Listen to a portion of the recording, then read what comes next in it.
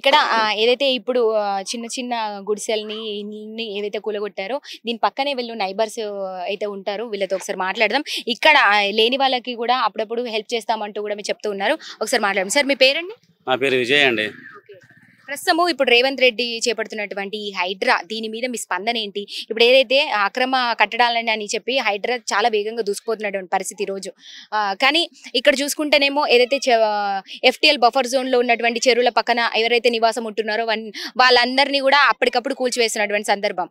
మరి దీని మీద మీ స్పందన ఎట్లా ఉంది ఏంటి? ఇప్పుడు చూస్తే నిరుపేద కుటుంబాలు రోడ్డున పడ్డటువంటి పరిస్థితి. మరి మీరు ఏం చెప్తారు? పేద కుటుంబాలనే రోడ్డు మీదనే పడ్డాయి కదండి. ఏదైనా చెరువు మామూలుగా కబ్జా చేసినట్టు ఎటువంటి ఆధారాలు ఉన్నా, లేకపోతే చెరువు FTL మొత్తం మునిగిపోయిన ఏదైనా ఆధారాలు ఉంటే వాళ్ళని ఈ HYDRAA commissioner sir Ranganath sir ఎవరైతే ఉన్నారో దాని వెనుకనే ప్రభుత్వం కొత్తగా ఏర్పాటు చేసిన హైడ్రా దానికి చైర్మన్ సంబంధించిన మన రేవంత్ రెడ్డి ఎవరైతే ఈ ప్రభుత్వం ఉందో వీళ్ళందరూ ఒకసారి గమనించాలండి. చెరువు ప్రభుత్వంలో వచ్చి చెరువు ఎంత వరకు ఉంది, సర్వే చేద్దామా లేదా, ఆ సర్వే చేస్తే ఇంత ఎన్ని ఎకరాలు వస్తుంది అవన్నీ చూడకుండానే నువ్వు ఉన్న పేద ప్రజలు దాదాపు 15 ఏళ్ల నుంచి 20 ఏళ్ల నుంచి 10 ఏళ్ల నుంచి ఇక్కడ అంతా గుడిసెలు వేసుకొని ఉన్నారు. వాళ్ళు ఓన్లీ ప్లేన్ భూమి దగ్గర వాళ్ళు వేసుకుని చెరువు నుంచి దాదాపు 100-150 మీటర్ ఇంకా దూరమే ఉన్నారు. వాళ్ళు దగ్గరున్న విల్లాస్ని ఫామ్ హౌస్ని వదిలేసి మీరు కొత్త కన్స్ట్రక్షన్ ఏదో చేస్తున్నాం, అది కూడా కొత్త కన్స్ట్రక్షన్ లేనేలేదు. ప్రజెంట్లీ సున్నం చెరువుల బయట విషయం అయితే మాకు తెలియదు, మేము చూస్తలేము. కానీ ఈ సున్నం చెరువు ప్రాబ్లం కొత్త కన్స్ట్రక్షన్ ఏం లేనేలేదు. రంగనాథ్ సార్ చెప్పినట్టు ఆయన ఎప్పుడు వచ్చి సందర్శించడం మాకైతే తెలియదు. కానీ సార్ మొత్తం ఉన్న వాటివి లేని వాటివి మొత్తం కూల్చిండు. ఒక పాత అపార్ట్మెంట్ ఏమైతే ఉందో అది మొత్తం నేల మట్టం చేసిండు. అలాంటి అది ఒక చెరువు నుంచి ఎంతో దూరం ఉంది. ఆ సెక్షన్లో ఏదైనా చెరువు నుంచి దగ్గర ఉందో దూరం ఉందో నాకు తెలియదు. కానీ ఉన్నవాడికి ఒక న్యాయం, లేని వాడికి ఒక న్యాయం ఉందమ్మా ఇక్కడ ఈ ప్రభుత్వంలో. ఏదో రేవంత్ రెడ్డి ప్రభుత్వంలో పేదవాళ్ళ బతుకులు మారుతాయి, అది రేవంత్ రెడ్డి ఇంద్రమ్మ రాజ్యం వస్తే అది ఒక రాజ్యం, పేదవాళ్ళకి రాజ్యం ఉంటుంది, వాళ్ళ అనుకూలంగా అన్ని విధాలుగా మనం సౌకర్యాలు కల్పిద్దామని అన్నారు. కానీ ఇది పేదల రాజ్యం అయితే కనిపిస్తలే, రాజ్యం కానీ పరిపాలన రాక్షస పరిపాలన కనిపిస్తుంది. ఇది స్పష్టంగా కూల్చి అయితే వెళ్ళిపోయారు. రంగనాథ్ సార్ కమిటీ కూల్చి వెళ్ళిపోయింది. ఓకే అండి. ఇప్పుడు ప్రజెంట్ వాళ్ళు ఉన్నారు, వాళ్ళు ఎక్కడ పోతారు, ఏం చేస్తారు, ఏం తింటారు, వాళ్ళకి తిండి ఏంది, బట్ట ఏంది, లేడీస్ కానీ ముఖ్యంగా లేడీస్ విషయం అంటే వాళ్ళు బాత్రూమ్ ఎంత ప్రాబ్లం అవుతుందండి. ఎక్కడని పోతారండి వాళ్ళు? ఈ చీకట్లలో మొత్తం మీద నుంచి వానలు పడుతున్నాయి, వర్షాలు వస్తున్నాయి, మొత్తం ఈ రకంగా చూడు. అవును, ఇక్కడ మొత్తం వాళ్ళు ఒకసారి గమనించి చూసి మీరు ఇక్కడ నుంచి వెళ్ళిపోవాలని చెప్పాలి. ఒక టైం ఇవ్వాలి, ఒక సందర్భం ఉంటుంది. ఆ టైంలో వచ్చి యాక్షన్ తీసుకోండి. కానీ చుట్టూ ఉన్న వాటికి వదులుకొని నువ్వు ఉన్నదానికి నేను కూల్స్తా అంటే ఇది ఎంతవరకు న్యాయం అండి? ఇది చాలా తప్పండి. ఇది పేదవాళ్ళ న్యాయం జరగాలని ఒక్కొక్కసారి ఒక రకంగా ఆలోచించండి. మీరు ఆలోచించే నిర్ణయం తీసుకోండి. ఇదండి మేము మీడియా ద్వారా కోరుకుంటాం, న్యాయం కావాలని. ఇప్పుడు గత ప్రభుత్వం ఉన్నప్పుడు ఎట్లా చేపట్టింది ఇదైతే దీని మీద మనం ఎక్కువ చూడలేము. బట్ గత ప్రభుత్వానికి ఈ ప్రభుత్వానికి తేడా ఏంటంటారు? ఈ ప్రభుత్వం ఎట్లా పనిచేస్తుంది, దీని మీద ఏం చెప్తారు? గత ప్రభుత్వం ఎట్లా ఉందంటే ఇప్పుడు కేసీఆర్ చూడు, ఒక రకంగా చూడు, అందరికి యావత్ ప్రపంచం మొత్తం తెలిసిన విషయం ఏంటంటే గత ప్రభుత్వం 10 ఏళ్ళు పరిపాలించింది. ఆ మానవుడు ఏం చేసిండు? ఆయన ఆ రోజుల్లో తెలంగాణ మొత్తం యావత్ తెలంగాణ ప్రజలు మొత్తం నిరాహార దీక్ష చేసి తెలంగాణ సాధించిండు. ఆయన 10 ఏళ్ళు పరిపాలన చేసిండు. లేని వాడికి ఉన్నవాడే కల్పించిండు, దళిత బంధువు కల్పించిండు, అది బీసీ సంక్షేమ వాళ్ళు కూడా కల్పించిండు. వరద బాధితులకు ఇంతకన్నా వరదలు పెద్దగా వచ్చినాయి. అప్పుడు వాళ్ళకి ఇంటికి వచ్చేసి కుటుంబానికి వచ్చేసి 10,000 ఇచ్చిండు. అందరం మేము తీసుకున్న 10,000 తీసుకున్నాం. ఆ రోజు ఆ రకంగా ఉండే.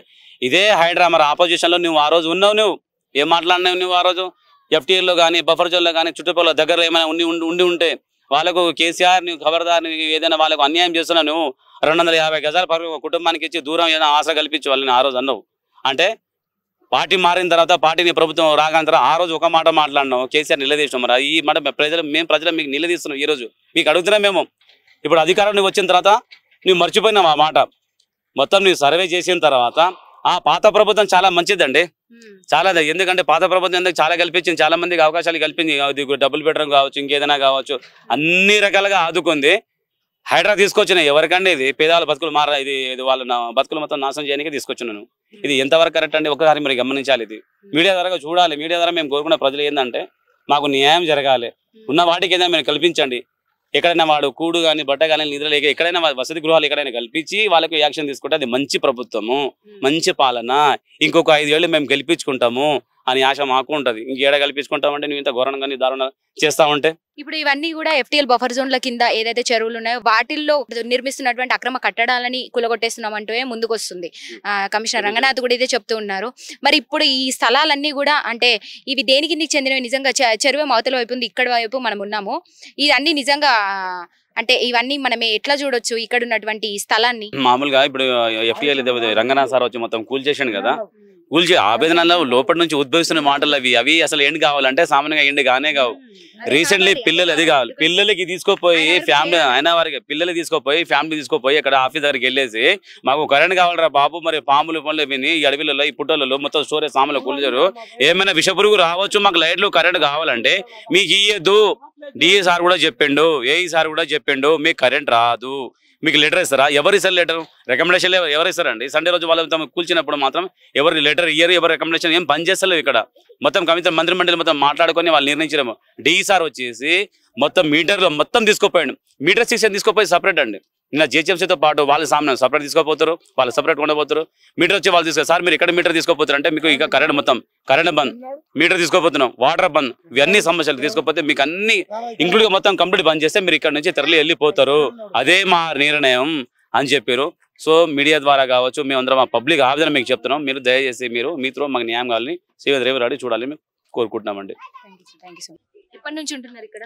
12 సంవత్సరాలు అయింది. ఆఫీసర్ వచ్చి అంటే ఎప్పుడు కూల్చివేయడం జరిగింది, మీకు ఏం చెప్పలేదా? మాకా ఏం చెప్పలేదు, ఇట్లా వచ్చిండ్రు దానికి ఇరగొడదామని చూసిండ్రు, ఇంకా దానికి ఇరగొడదామని చూసిండ్రు, ఇంకా చెప్పిండ్రు ఏమైనా సామాన్లు అంటే తీసుకోండి అని చెప్పిండ్రు. ఇంకా సరే ఎలా అన్నట్టు సామాన్లు తీసుకుంటున్నాము, ఇంకా తీసుకోలేక అప్పుడే కూలగొట్టడానికి వచ్చేసిండ్రు ఇంకా అందరూ. ఇంకా బంగారం పూర్తిగా బయట తీయలేదా? ఇంకా పూర్తిగా ఏం తీయలే, కొంచెమే సగం తీసినాం అంతే. ఇంకా చిన్న చౌలీలు అట్లా దాంట్లోనే ఉండిపోయినాయి. ఇంకేం చేయాలి అర్థం కావట్లేదు, తినడానికి ఏమి లేదు అసలుకి. మరి మీరు వాళ్ళతో చెప్పలేదా మేము ఇట్లా నిరుపేద కుటుంబాలు బ్రతకడానికి వచ్చాం, ఇది పరిస్థితి, మీరు అలా ఎలా కూలగొడతారంటూ మీరు ఏం అడగలేదా? మేము ఎంత అడిగినా ఎంత కూడా పట్టించుకోకుండా ఇంక వెళ్ళిపోయిండ్రు అందరూ. ఇంకా అక్కడ అయితే పెట్రోల్ పోసుకుర్రు, మాకేం లేవు అనుకుంటా అన్న సరే పట్టించుకోలేదు. ముగ్గురు ఆత్మహత్య ప్రయత్నం చేశారు కదా, వాళ్ళు ఎక్కడ ఉన్నారు? వాళ్ళ మాకు కూడా తెలియదు. ఇంకా ఇప్పుడు పరిస్థితి ఎట్లా ఉంది ప్రస్తుతం? ఇంకా తినడానికి ఏమీ లేదు, ఉత్తిగా అట్లా కట్టుకొని ఉన్నాం. ఇంకా ఏం చేస్తాం, ఇంకా మాకు మేకలు కుక్కలు అన్నీ ఉన్నాయి, ఇంకా ఎట్లా పోవాలో అర్థం కావట్లేదు. ఇప్పుడు ఎక్కడ పడుకుంటున్నారు మీరు? ఎక్కడ? అక్కడ చిన్న గుడిసె కట్టుకొని ఉన్నాం అంతే. ఇది వర్షం వస్తే కూడా పరిస్థితి దారుణంగా ఉంటుంది, వర్షానికి ఉండలేరు. అసలు చూస్తుంటే చాలా బాధగా ఉంది, ఎందుకంటే ఏదైతే కవర్ కనిపిస్తుందో ఆ కవర్ కూడా వర్షం ఒక్కసారి పడితే గానీ కుప్పకూలిపోతున్న పరిస్థితి. మనము ఇండ్లలో ఉంటేనే మనకు అసలు వరద నీరని ఇండ్లలోకి పారుతున్నటువంటి పరిస్థితి ఉంది ఈ రోజుల్లో ఈ వర్షానికి. అదే మరి వాళ్ళు చిన్న కవర్ వేసుకొని కూడా షెడ్ ఏర్పాటు చేసుకొని అప్పటికప్పుడు ఏదో అక్కడ ఉంటున్నటువంటి పరిస్థితి ఉంది. వాళ్ళకి అసలు తిండి లేదు, రోడ్డున పడుకుంటున్నాం. అప్పటి పూర్తికి వాళ్ళు కవర్ కూడా ఏర్పాటు చేసుకోవడం జరిగింది. ప్రస్తుత పరిస్థితి అయితే ఇట్లా ఉందని చెప్పొచ్చు. కానీ గవర్నమెంట్ ఒక పక్క మంచి పని చేస్తుందని చెప్పొచ్చు, ఎందుకంటే ఏదైతే అక్రమ కట్టడాల విషయంలో FTL బఫర్ జోన్ కింద ఉన్నటువంటి అక్రమ చెరువుల్ని కబ్జాలు చేసి కబ్జాలకి గురవుతున్నాయి, వాటిని కాపాడమే లక్ష్యంగా తీసుకుంది అని నిజంగా చాలా మంది ప్రజలు అప్రిషియేట్ చేస్తూ కూడా ఒక మంచి పని చేపడుతుందంటూ కూడా చెప్తూ ఉన్నారు. ఏదేమైనప్పటికీ కానీ ఇట్లా నిరుపేద కుటుంబాల ఏదైతే ఉంటున్నారో వాళ్ళు నివసిస్తున్నటువంటి చిన్న చిన్న ఇండ్లని అప్పటికప్పుడు కూల్చివేయడం అనేది నిజంగా బాధాకరం అనే చెప్పొచ్చు. ఎందుకంటే చూస్తున్నారు కదా, చాలా దారుణంగా ఉంది పరిస్థితి. ఇక్కడ ఏదో చిన్న చిన్న షెడ్లు వేసుకొని దాదాపుగా 10 సంవత్సరాల నుంచి బ్రతుకుతున్నామంటూ కూడా చెప్తున్నారు. ఇది ఇలా పెడితే మనం నిన్న చూసాం కదా, దాదాపు 3 ఆత్మహత్య యత్నం అయితే చేశారు, కిరోసిన్ పోసుకొని ప్రాణాలు తీసుకునేటువంటి పరిస్థితి ఏర్పడింది. 3 ఎవరైతే 2 భార్య భర్తలు, అదేవిధంగా ఇంకొకరు 3 కూడా 2 కుటుంబాలకు చెందినటువంటి 3 ప్రాణాలు వదిలడానికి కూడా సిద్ధమైనటువంటి పరిస్థితి. అంటే ఇప్పుడు ఏదైతే ఈ అక్రమ నిర్మాణాలు కూల్చివేసినటువంటి నేపథ్యంలో ఒక మనిషి ప్రాణాల మీదకి తీసుకొస్తుంది హైడ్రా అంటూ కూడా చాలా ఆవేదన వ్యక్తం చేస్తున్నారని చెప్పొచ్చు.